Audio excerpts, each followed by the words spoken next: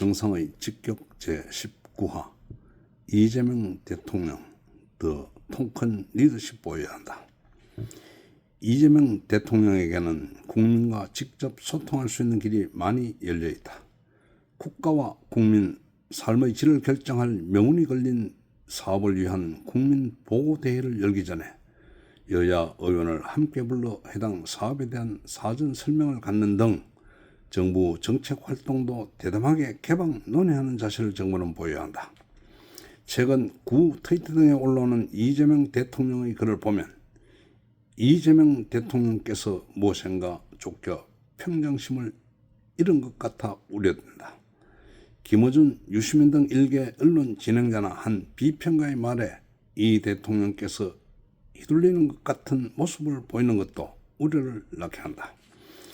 이재명 대통령은 통큰 자세로 이재명 대통령의 일을 하면 된다. 이재명 대통령의 국가와 국민을 위한 그 열의를 국민은 여전히 믿고 있다. 특히 6.3 전국 동시 지방의원 선거 및 국회의원 재보궐선거 결과가 집권 여당의 8.17 전당대회와 맞물리면서 명청 갈등이 명청대전으로 확산되고 있는 점도 큰 문제이기는 하다. 이 문제 역시 이 대통령으로부터 출발했다.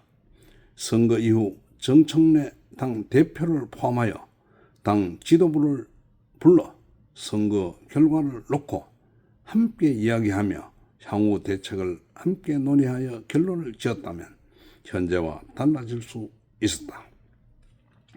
명청 갈등의 시발점은 정청래 당 대표의 저항에 있다고 보는 여권 내부의 시선을 만든 것도 어쩌면 이재명 대통령이고 그 책임 또한 이재명 대통령이 져야 하지 않을까 한다. 그러나 보다 더 근본 원인은 바로 이재명 대통령의 국정 운영에 대한 대국민 지지율이 추락하면서 이재명 대통령은 위기의식과 함께 평정심을 잃은 것으로 보인다. 이재명 대통령은 위기의식의 그 다급한 마음을 최근 송영길 의원에게 드러냈다. 이재명 대통령은 유럽 순방 및 G7 회의 참석을 위한 8박 10일간의 유럽 순방 일정을 마치고 귀국한 18일 당일 송영길 의원을 한남동 대통령 공관으로 곧바로 불러 만찬과 함께 송영길 의원을 향해 형님 나 좀 도와줘라고 말을 했다는 것이다. 이는 이 대통령이 평정심을 잃고 있는 점을 단적으로 보여주고 있는 판정이다. 이 대통령께서 현재의 위기의식을 극복하려면 담대하게 더